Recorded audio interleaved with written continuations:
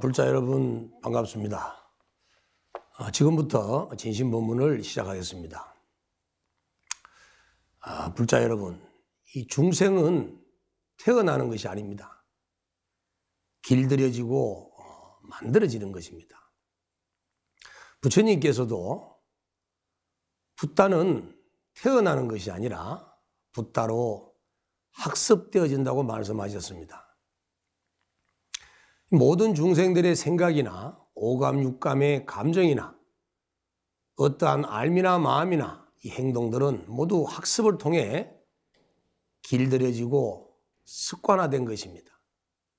그러므로 지금 내 자신의 마음속에 들어있는 어떠한 지식이나 생각이나 오감, 육감 등의 감정이나 행동 등을 바꾸려면 새로운 행동 규범에 따라 스스로를 학습시키면 자기가 원하는 방향으로 변화시킬 수 있는 것입니다.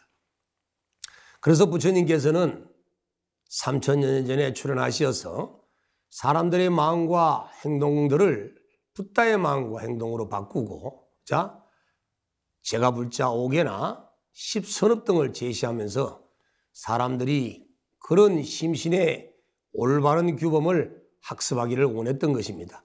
따라서 이 불교의 수행은 이제까지 탐진치 삼독심으로 익히고 학습된 것을 정화하고 개정의 사막으로 학습시켜서 새로운 삶으로 변화시키는 재학습 과정인 것입니다. 그래서 우리들의 삶 속에서 펼쳐지는 어떤 종류의 슬픔이든 무기력증이든 우울증이든 괴로움이든 간에 이 모든 괴로움을 극복하고 영원한 자유와 행복으로 나아가기 위해서는 반드시 수행을 해야 하는 것입니다. 이 불교 수행을 하는 근본적인 목적은 몸과 마음으로부터의 완전한 자유를 얻기 위함입니다. 불교 수행은 마음속 깊은 곳에 저장되어 있는 무명업식을 제거하고 항상 상조하고 있는 진여본성을 깨달아 구경의 경지인 해탈열반에 도달하는 것입니다. 석가모니 부처님께서도 시달다 태자 당시에 왕궁을 떠나서 출가한 것은 구경의 경지인 해탈열반을 정득하기 위해서였습니다. 바꿔 말하면 몸과 마음의 속박으로부터 벗어나 영원한 자유와 행복을 얻기 위해 출가하셨던 것입니다. 석가모니 부처님께서는 고타마 시달다 시절에 설산에서 뼈를 깎는 6년의 고행과 무명번뇌를 제거하는 용맹정진의 수행 끝에서 깨달음을 얻고 함께 몸과 마음으로부터의 완전한 자유를 얻으셨습니다. 이 몸과 마음으로부터의 완전한 자유, 이 극적인 변화가 바로 불교의 탄생인 것입니다. 석가모니 부처님께서 깨달음을 성취하여 부처님이 되셨을 때 당연히 변한 것은 성부를 이룬 몸입니다. 성부를 이룬 몸은 몸과 마음의 욕망과 구속으로부터 벗어나 자유로운 경지입니다. 그러나 성부를 이루지 못한 중생들은 몸과 마음의 욕망과 구속으로부터 벗어나지 못하고 노예가 되어서 괴로움에 시달려야 합니다. 왜 성부를 이루지 못한 중생은 몸과 마음의 욕망과 구속으로부터 끄달리며 괴로움을 당해야만 할까요? 그 이유는 탐진치 삼독심으로 물들은 신구이 삼업의 결과로 중생의 몸을 만들었기 때문입니다. 탐진치 삼독심으로 물들은 신구이 삼업의 결과로 이루어진 중생의 몸과 마음은 끊임없는 삼독심을 일으키는 업력을 만들고 가래와 무명의 번뇌를 일으키며 스스로를 구속하며 괴롭히고 있습니다.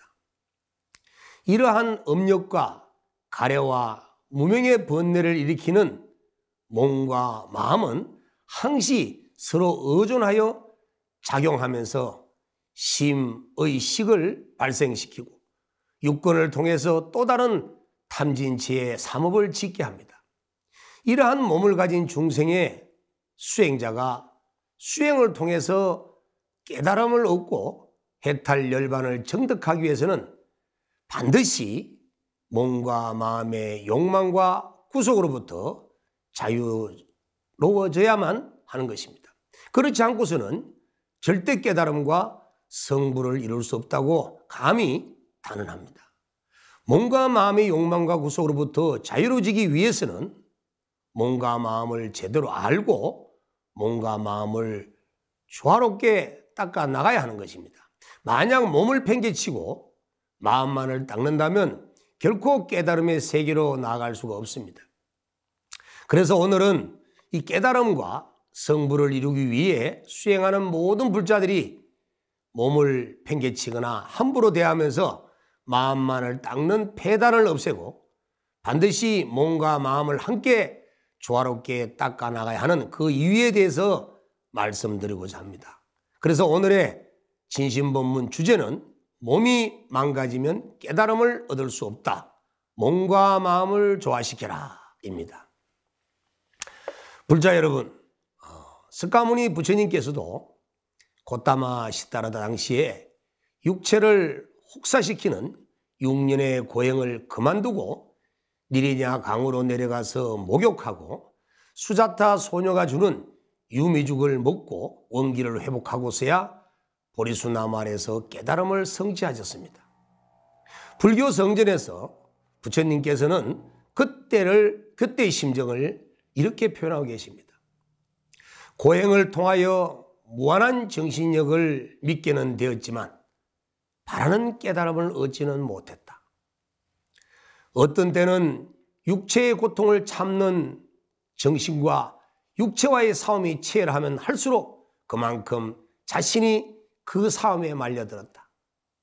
고통을 참는 노력이 크면 클수록 느껴지는 고통도 컸다라고 부처님께서는 그 당시에를 회상하고 말씀하셨습니다. 또 부처님께서는 설산 6년 고행 당시 고행 중에 정신을 잃고 쓰러졌던 일들을 기억하면서 육체의 중요성에 대해서 이렇게 설명하고 있습니다. 나는 육체를 버리고 정신만으로 수행이 가능한가 의심스러웠다. 현세에 있어서 보리를 이루기 위해서는 육체를 버려서는 안 된다고 생각했다. 정신과 육체가 그 연계를 끊으면 그것은 곧 죽음이며 죽음은 현세의 종말이 아니던가. 그러나 나는 육체를 잊어버리고 정신만으로 살고자 하였다. 정신에만 지우친 생각으로는 정도를 이룰 수가 없었다. 육체를 괴롭히는 것으로가 아니라 육체의 힘을 잘 이용해야 한다고 생각하였다. 이 부처님께서 말씀하신 이 육체의 중요성은 정말 중대한 발견이었습니다. 그래서 고행 중이셨던 고타마 시타르타는 쇠약해진 몸의 건강을 회복해야겠다고 생각하고 묘지로 가서 수행인에게 적당한 한 벌의 분쇄일을 꾸밀 만한 천을 주어서 강으로 와서 세탁하고 7년 만에 목욕을 하였습니다. 그리고 걸식을 하기 위해 마을로 내려갔습니다. 걸식하러 간 마을에는 수자타라고 하는 소녀가 살고 있었습니다. 이 소녀는 선몽을 통해서 수호신의 계시를 받은 이 소녀는 고타마 시타르타 고행자가 올 것을 미리 알고 새벽에 아주 일찍 일어나서 1000마리의 젊은 암소젖을 짜서 7번을 끓이고 다시 살을 넣어 끓인 유미죽을 만들어서 황금의 그릇에 담아서 고타마 시타르타 수행자에게 올렸습니다. 고타마 시타르타는 미련서나 강가에 앉아 그 우유죽을 공양하였습니다. 그러자 고타마 시타르타는 옛날과 같이 젊고 아름다운 모습을 되찾았으며 보살의 특색인 30 이상을 다시 나타나게 되었던 것입니다. 이처럼 불교 성전에서도 표현하고 있듯이 불교 수행을 통해 궁극적 깨달음과 해탈열반을 정득하기 위해서는 반드시 몸과 마음의 구속으로부터 자유로운 경지에 도달해야만 하는 것입니다. 그러기 위해서는 몸과 마음을 함께 닦는 수행이 반드시 병행되어야 합니다. 왜냐하면 인간은 오온으로 이루어졌기 때문입니다. 불자 여러분, 불교에서는 인간의 몸과 마음에 대해서 오온가합으로 보고 있는 것이 불교의 통일적 견해입니다. 색, 수상, 행식 등의 오온이 화합하여 인간의 생명체를 구성한다고 판단하는 것이 불교의 통일된 인간관입니다. 오온 중에서 이 색오는 물질적 요소인 인간의 육체를 구성하고 수상, 행식 등의 사오는 인간의 정신적 요소가 되어 마음을 발생시킵니다. 그래서 인간의 몸과 마음은 색과 수상, 행식인 오온의 집합체인 것입니다. 자, 그러면 육체는 어떻게 무엇으로 이루어져 있는가? 불자 여러분들께서는 불교 기초교리 시간에 공부를 많이 하셨겠지만 몸에 대한 이해를 돕기 위해서 다시 한 번 더 오온에 대한 말씀을 드리고자 합니다. 인간의 몸을 구성하고 있는 색은 육체와 비슷한 의미가 되겠지만 불교에서는 현대적 의미의 육체보다 더 넓은 의미를 가지고 있습니다. 무슨 말이냐 하면 색오는 육체만 떠나는 것이 아니라 육체적 감각기관의 상대 경계인 바깥 세계의 색성량 미초까지 포함시키고 있다는 것입니다. 색오는 4개 요소로 나눌 수가 있습니다.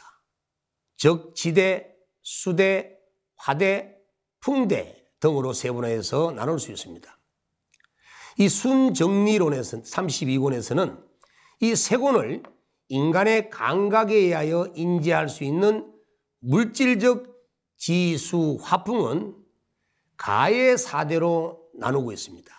이 가사들을 구성한 실질인 견성과 습성과 난성과 동성 등은 눈으로 보아도 인식할 수 없는 에너지적인 무형의 형상인 4대이기 때문에 실사대로 나누고 있습니다. 이 에너지적 존재인 견성, 습성, 난성, 동성의 실사대가 융합되어서 비로소 물질 구성 단위의 가장 적은 극미인 원자가 조성된다고 합니다. 이 극미는 현대 물리학에서 말하는 원자에 해당됩니다. 실사대는 그렇다면 전자에 비교된다고 할 수 있습니다. 이 색온을 인간의 몸에 비유해서 설명한다면 지대는 인체의 골격이나 근육이나 손톱, 발톱 등의 비교적 단단한 부분을 형성하고 있습니다. 수대는 인체의 혈액이나 소변, 침 등 액체와 액체를 많이 함유한 부분들을 형성하고 있습니다. 화대는 인체의 체온 유지와 소화 등의 생리작용에 속합니다. 그리고 풍대는 호흡이나 기운, 에너지 등 인체 생리의 모든 움직이는 작용과 현상, 그리고 신진대사의 활동들이 모두 풍대에 속한다고 할 수 있겠습니다. 이처럼 지수화풍의 가사대의 색온으로부터 구성된 몸을 가진 인간은 이미 치착된 색으로 형성되었기 때문에 반드시 지수화풍의 정감과 조화와 부조화에 따라서 병과 괴로움이 발생할 수밖에 없는 요인을 갖고 있는 것입니다. 그래서 수행자들은 몸을 조화롭게 해야만 하는 것입니다. 몸이 조화롭지 못하면 마음이 산란해서 무심의 경지에 들 수가 없습니다. 뿐만 아니라 몸을 조화롭게 만들지 못하고서는 특히 탐진치, 삼독심을 벗어날 수가 없습니다. 부처님께서 성부를 이루었을 때 당연히 달라진 것은 부처님의 몸이라는 사실을 절대 잊어서는 안 됩니다. 마음은 무엇으로 이루어져 있을까요? 불자 여러분, 마음은 무엇으로 이루어져 있느냐 하면 오혼 가합 중에서 색오는 육체에 해당되지만 수, 상, 행, 식 등의 이 네 가지 사원은 바로 정신적 작용인 마음이라고 할 수 있습니다. 이 수온이라는 말은 눈, 귀, 코, 혀, 몸 등의 오감을 통해서 바깥 경계인 형색이나 소리나 향기나 맛이나 촉감 등의 오경의 자극을 단순하게 받아들이는 인식작용으로서 감지, 감수, 이 느낌의 의미를 갖고 있습니다. 또한 수온은 인식작용할 때 괴로움인 고와 즐거움인 낙과 괴롭지도 않고 즐겁지도 않는 불고불락 등의 세 가지 종류로 구분하고 있습니다. 이 상온이라는 말은 수온에 의해서 인식된 아르마리에 대해서 개인의 상상을 첨가하는 인식작용으로서 치상의 의미를 갖고 있습니다. 이 행온이라는 말은 오관이나 육근의 작용에 대한 의지적 반응의 인식작용으로서 조작의 의미를 갖고 있습니다. 이 시곤이라는 말은 요별의 뜻으로서 사리를 정확하게 구분하여 판단하는 정신작용을 말합니다. 이러한 수상행식의 사원은 모두 심리적인 정신활동을 뜻하고 있습니다. 그 중에서도 시곤은 인식활동의 주체적인 역할을 감당하고 있습니다. 이 시곤은 심식의 주체로서 사리를 판단하고 사유하는 작용과 기능을 갖추고서 눈이나 귀나 코나 혀나 몸의 오근의 감각기관 작용과 같이 동시에 오경 등을 반응하면서 안식이나 이식, 비식, 설식, 신식 등의 전오식을 생성합니다. 또한 시곤의 인식 활동에는 전오식의 활동과 제6의식 활동의 두 가지 인식 활동이 있습니다.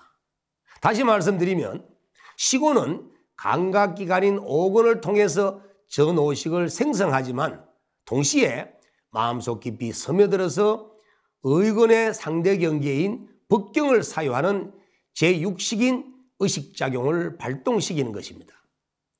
전오식은 대상을 인식할 때에 오직 눈앞에 있는 대상 그대로만 어떤 사려 분별도 요하지 않고 직감적으로 인식하는 것이 특징입니다. 따라서 이 안입이 설친의 오근 중에 한 가지라도 만약에 손상이 되었을 경우에는 손상된 그 분야는 직감이 아닌 추리나 유추 등을 통해서 대충 인식하게 되는 것입니다. 이에 비해서 제6의식은 정신이 차려진 상태에서 사물을 깨닫는 일체의 각성된 의식작용입니다. 감각기관에 의해 그 대상인 물질이나 소리 등만을 인식하는 전오식에 비해서 제6의식은 대상을 총괄적으로 판단하고 분별하는 심리적인 작용인 것입니다. 제6의식은 의근과 제8 아리아식을 의지하면서 이 세상의 유형무형의 모든 것, 즉 일체 제법의 법경을 대상으로 하고 있습니다. 그리고 제6의식은 전 오근이 오경을 상대하는 인식활동을 할 때 항상 같이 하면서 동시에 그 밑바탕에서는 대상을 사려 분별 내지는 추리하거나 유추하는 등의 추념 등을 통하여 인식하게 됩니다. 그런데 전오식은 오근이 있어야 오경을 상대로 인식작용을 할 수 있지만 제6의식은 이들 감각기관이나 피경체가 없이도 제6식 혼자서 인식작용을 할 수가 있는 것입니다. 그래서 감각기관인 전오식이 활동해서 알게 된 심리현상을 오감이라고 만약에 부른다면 감각기관 없이 제6의식 혼자서 상상이나 회상 등을 통해 파악된 심리현상 등을 우리는 육감이라고 부르는 것입니다. 이처럼 제6의식은 단독으로 일어나서 일상생활 속에서 견문각지한 모든 사실들을 저장시켜 놓은 법경 등을 대상으로 홀로 과거를 회상하여 기억하거나 편집, 가공, 추리, 판단 등의 분별을 일으키거나 또는 다가오지 않는 미래 일들을 상상하거나 예측하거나 또는 꿈을 꾸는 등의 정신활동을 합니다. 이처럼 오온 중에 수상행식의 사원이 작용하는 이 내용을 우리는 마음이라고 하는 것입니다. 마음이 발생할 때는 다음과 같은 과정으로 발생합니다. 모든 인식작용은 감관과 대상이 접촉을 하면서 얻어지는 6가지 인식의 느낌으로부터 시작합니다.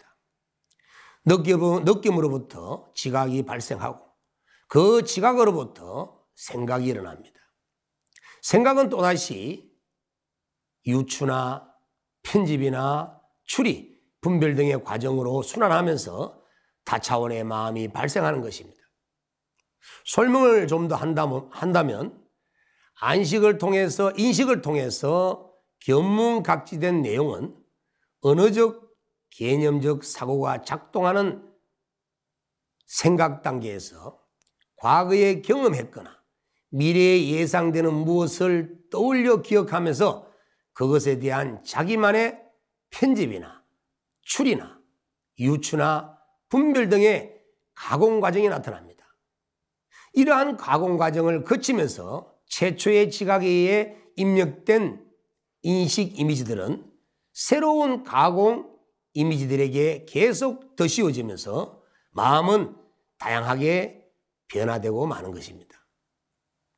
또 마음은 8가지 식으로 중첩되어 있습니다. 대성불교의 유식과학에서는 마음을 전5식, 제6의식, 제7만라식, 제8아리아식 등 8종의 체성으로 나누고 8식설을 주장하고 있습니다. 유식에서는 이 8식을 통칭하여 마음, 심이라고 할 때가 있지만 또는 제8아리아식만을 심, 마음이라고 할 때가 있습니다. 그리고 제7만라식은 의라고 부르고 제6의식을 식이라고 부릅니다. 이와 같이 대성불교의 유식교학에서는 마음을 심 또는 심의 식이라고 혼용하여 정의하고 있습니다. 이처럼 유식교학에서는 마음을 8가지로 나누어서 심층적 구조로 되어 있다고 판단하고 있습니다.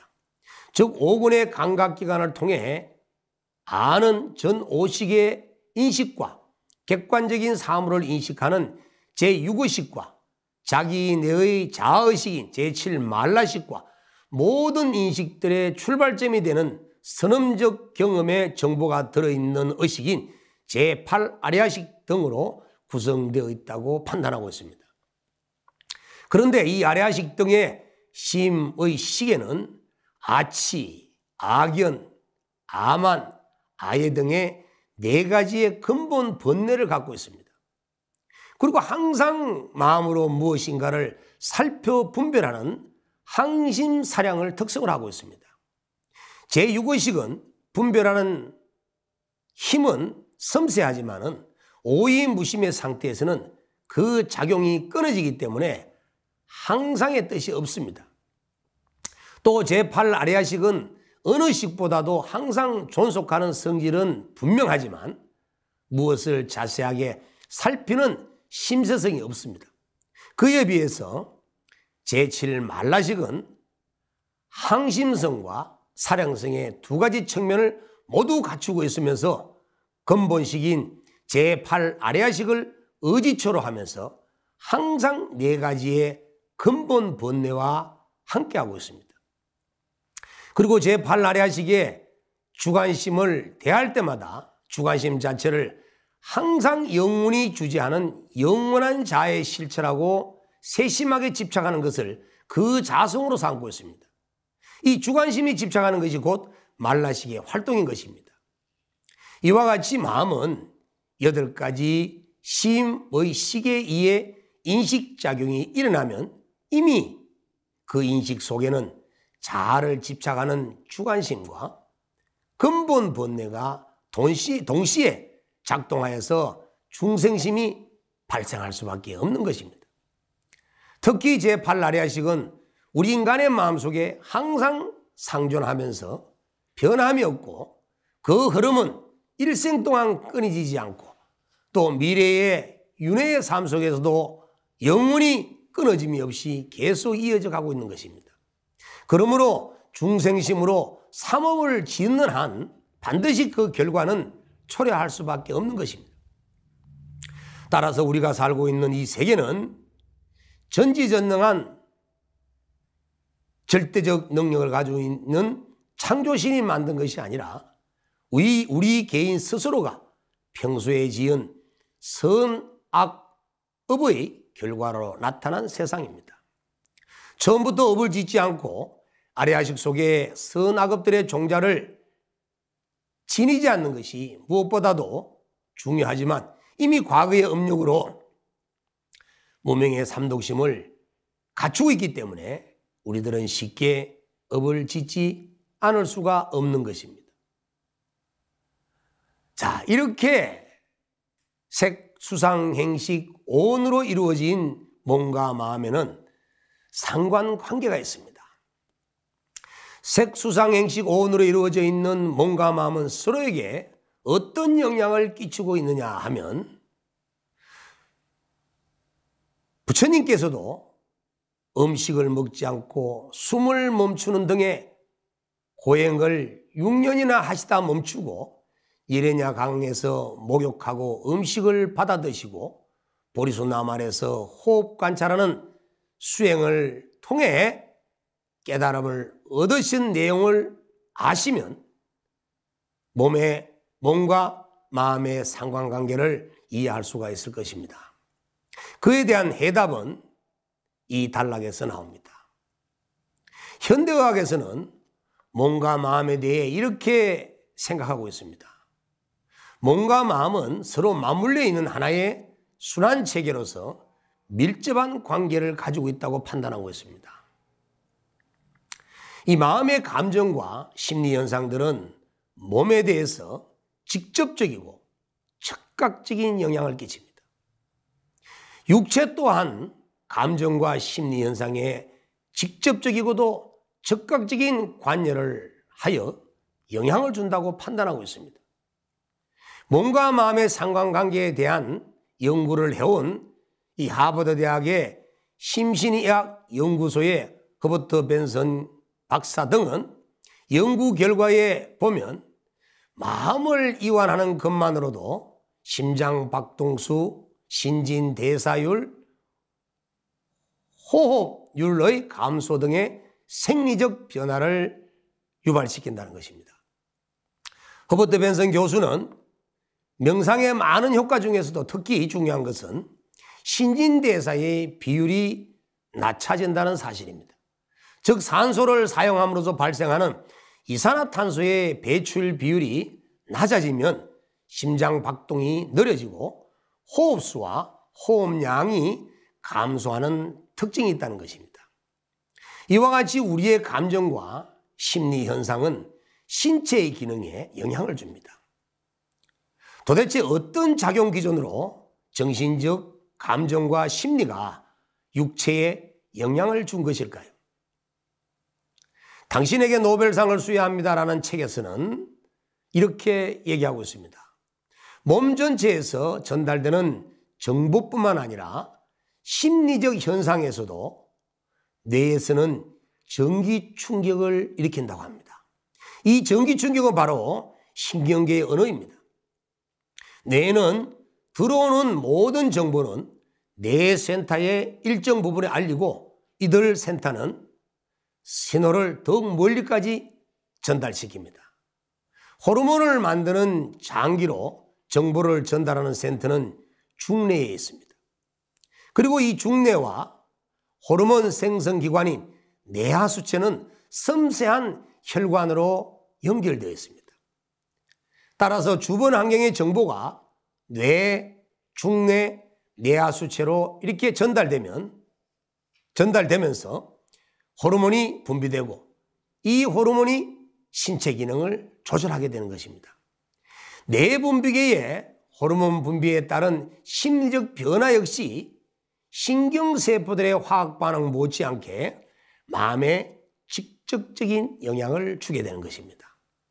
즐거움을 느끼는 엔돌핀, 쾌감을 느끼는 도파민, 만족을 느끼는 옥시토신, 포근함을 느끼는 멜라토닌, 행복감을 느끼는 세로토닌 등과 같이 몸에서 분비되는 이 호르몬들은 심리적 변화에 직접적인 영향을 주게 되는 것입니다. 정신의학계에서는 마음은 몸의 신경세포에서 시작된다고 합니다. 인간의 뇌세포는 약 1000억 개의 신경세포로 이루어져 있는데 이 하나하나의 신경세포마다 핵을 가진 세포체와 축삭돌기와 수상돌기로 이루어져 있다고 합니다. 수상돌기는 들어오는 자극을 받아들이는 구심성으로 작용하고 있고 축삭돌기는 자극을 내보내는 원심성으로 작용한다고 합니다.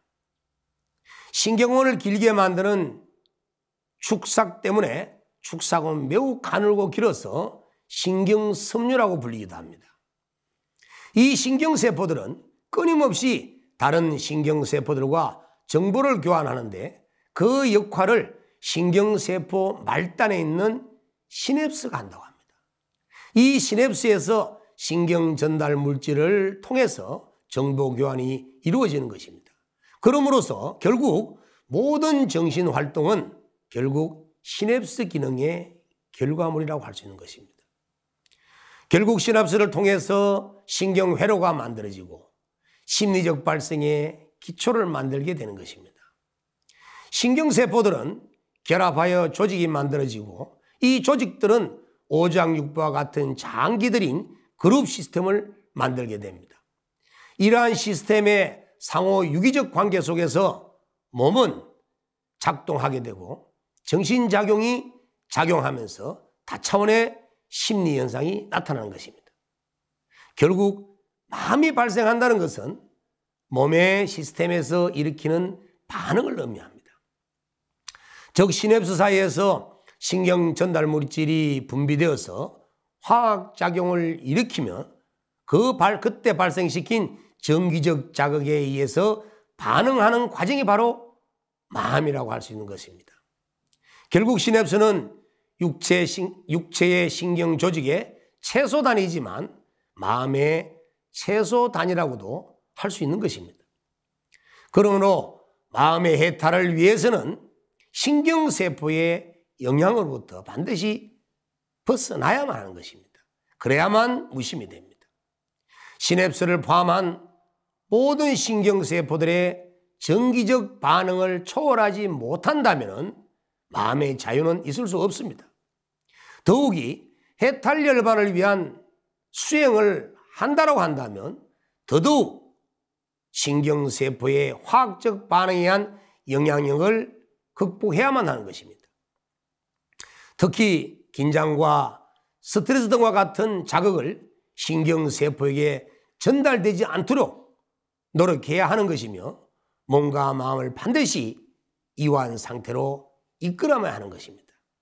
과거 석가모니 부처님께서 고타마 시다라다 당시 6년간의 설상고행을 멈추고 몸의 중요성을 체득하며 고행을 멈춘 비밀이 바로 여기에 있는 것입니다.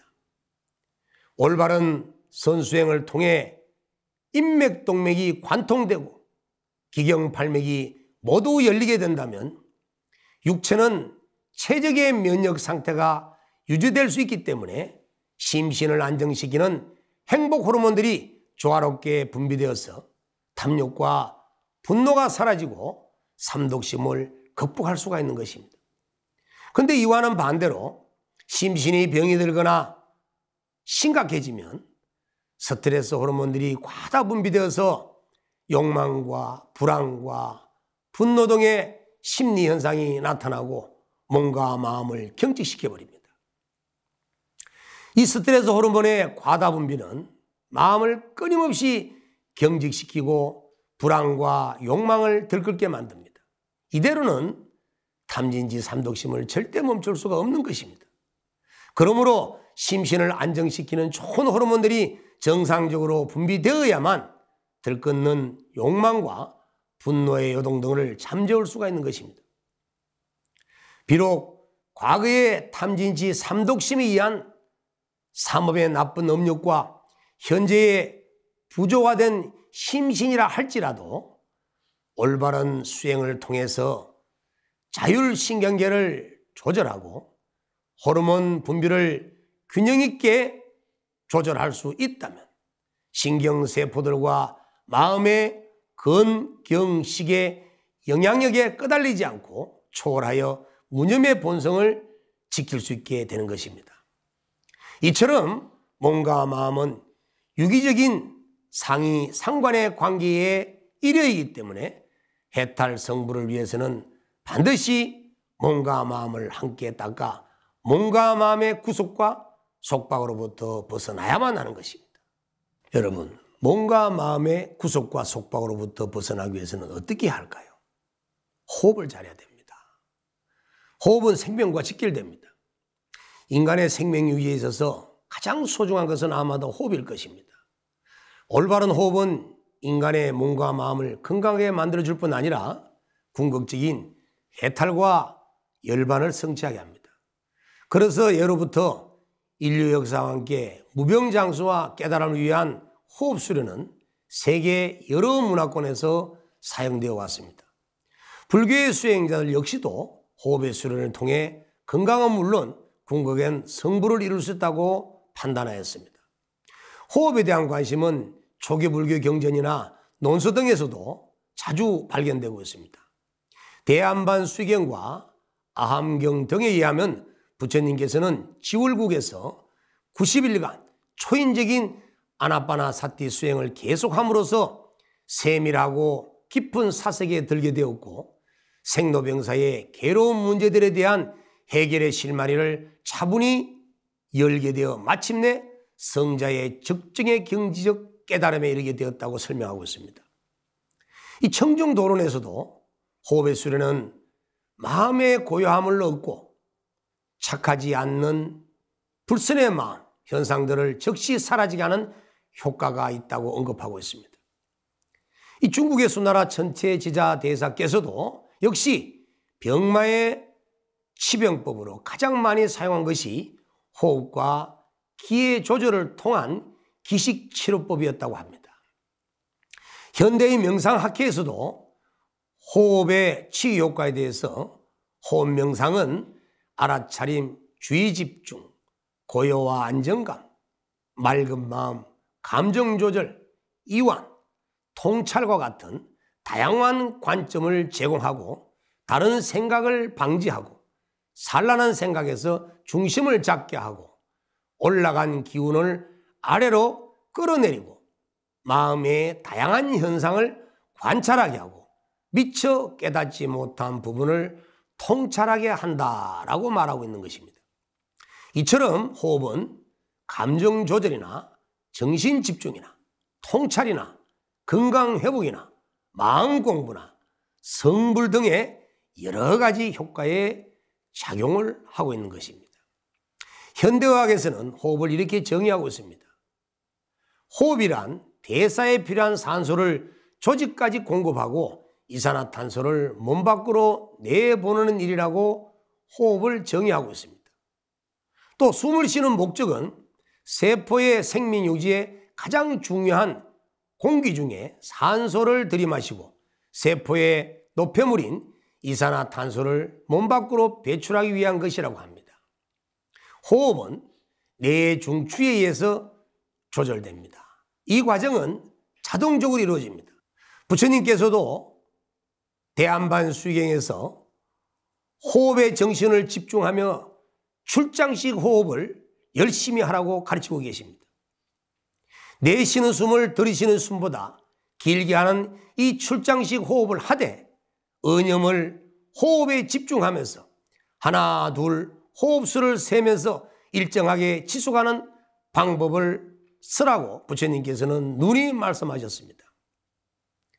이 호흡을 통해서 몸과 마음이 안정이 되고 몸과 마음이 조화롭게 된다면 몸은 이완을 하게 되고 이완을 하게 되면 세포가 에너지를 덜 소비시키면서 몸속에 에너지가 축적되어 세포가 편안함을 갖게 됩니다.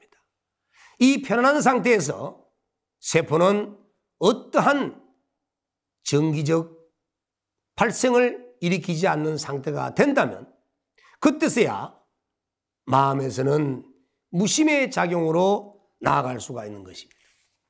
그래서 우리는 이 몸과 마음이 조화롭게 만들기 위해서는 원칙이 있습니다. 첫 번째는 자세를 바르게 하고, 두 번째는 몸과 마음을 이원시키게 하며, 세 번째는 무념의 수행으로 일관해야 합니다. 그러면서 올바른 호흡을 하는 것입니다. 그리고 항상 마음을 공적영지의 상태로 만들어서 몸을 집중하여 관찰하는 수행을 열심히 해나간다면 몸과 마음을 조화로운 상태로 만들어서 궁극적 깨달음과 구경에는 성불을 이룰 수 있는 도가를 얻을 수가 있을 것입니다. 여러분, 어떠한 경우가 있다 하더라도 몸과 마음이라는 이 오원은 유기적으로 상이상관적으로 조화롭게 이루어져 있는 우리의 몸과 마음이기 때문에 육체를 버리고 함부로 대하고 병들게 하면서 마음을 닦는 수행을 해서는 절대 안 되겠습니다. 오늘 이 진심본문을 통해서 여러분들이 들으셨다면 몸과 마음을 조화롭게 함께 닦아야 하는 그 이유에 대해서 분명히 아셨을 겁니다. 마음이 소중한 만큼 몸을 소중하게 가꾸어서 몸과 마음을 조화롭게 만드는 이런 수행을 아울러서 여러분이 큰 깨달음을 성취하시기를 바라겠습니다. 자, 오늘 진심본문을 마치겠습니다. 다 같이 성불합시다.